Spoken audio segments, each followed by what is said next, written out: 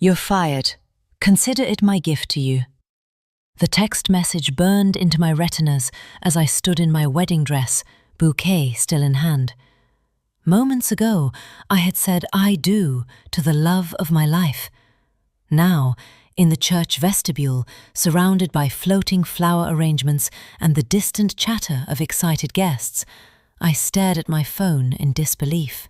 Brennan Cole, my boss's son, the man who had made my work life miserable for 3 months, had chosen my wedding day,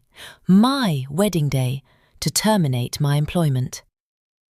I showed the message to Ethan Brooks, my brand new husband. His reaction surprised me. Instead of outrage, a knowing smile spread across his face. He took my trembling hands, kissed my knuckles, and whispered, "Check your messages later. Today belongs to us."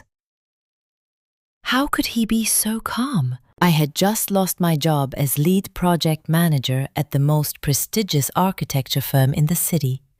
The position I had worked myself to exhaustion for, the career I had built over 2 dedicated years. But something in Ethan's eyes told me to trust him. So I silenced my phone, tucked it into my maid of honor's purse, and walked with my husband through the grand doors of the church into a shower of rose petals and cheers. 3 hours later, during our first dance, Lily Carter, my maid of honor, rushed over with wide eyes. "Rachel, your phone won't stop buzzing. You have 108 missed calls." I checked the screen. Calls from the office, co-workers, and 17 from a number I recognized instantly.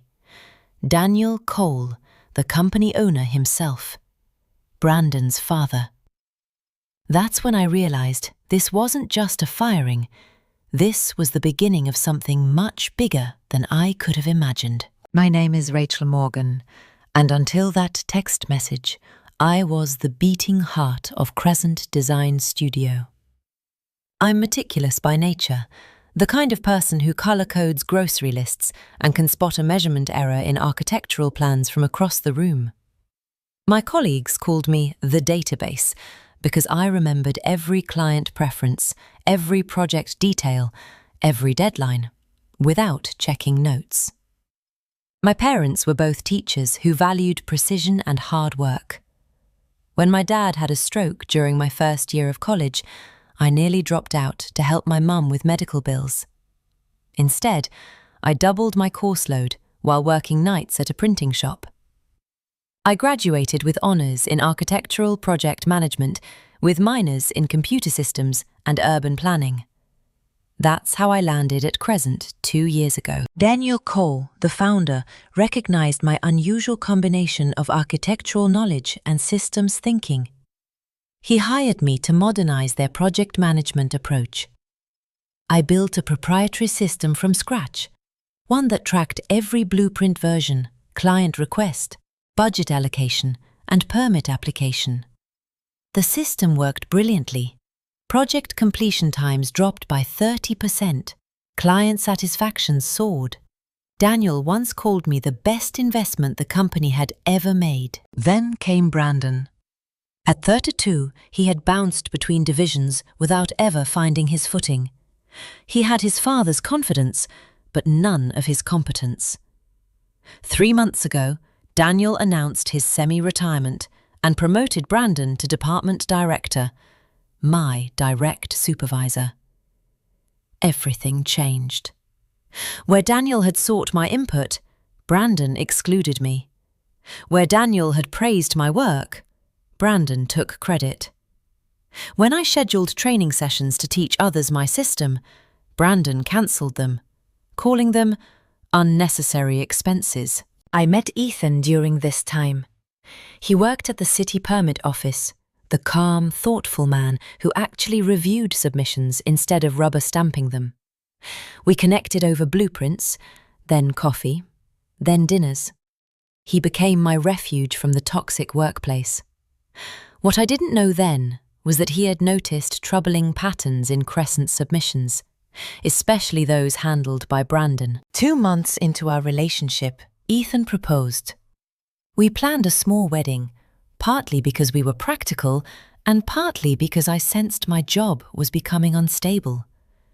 But I never imagined Brandon would fire me on my wedding day. Later that night, I listened to Daniel's voicemail. "Rachel, this is Daniel. Call me immediately. Brandon had no authority to terminate you. There's been a terrible mistake. We need you." 6 more messages followed, each more desperate than the last. "No one can access your system. The downtown project deadline is Monday. We're at a standstill." Sitting there in my wedding dress, I felt something unexpected. Power. For 2 years I had built a system so intuitive for me, but so complex that no one else could use it without proper training. Training Brandon had blocked. I was the only person who truly understood it. And suddenly, I held all the cards. Ethan found me and quietly said, "Brandon has been altering approved plans, removing safety features, using cheaper materials." My blood ran cold.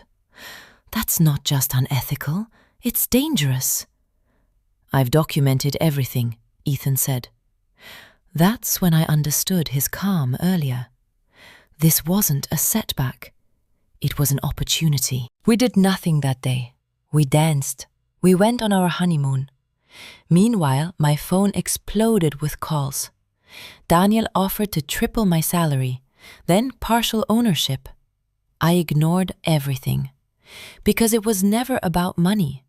It was about respect. Instead, I started my own firm, Precision Protocol Consulting. Within days, the city hired me to create verification systems to catch exactly the kind of fraud Brandon had committed. An audit exposed everything. The downtown project was halted. Brandon was fired, blacklisted, and lost his license. Crescent lost millions. Their reputation collapsed. But I didn't stop there. When Daniel came back, I didn't return as an employee. I negotiated as a partner. My company would oversee compliance. His would handle design. Separate, but equal. Brandon was forced to start over from the bottom. And something surprising happened. He changed. He learned. He took responsibility. 1 year later, he texted me, "Thank you for supporting my promotion. I won't let you down." I replied, "Make sure you don't. Some gifts can't be returned." Because a year earlier, his gift had been firing me on my wedding day. Some people would say I should have destroyed them. But they miss the point. True power isn't about destruction. It's about having the power to destroy and choosing not to. It's about building something stronger from the ashes. In the end, I didn't just get even, I got ahead.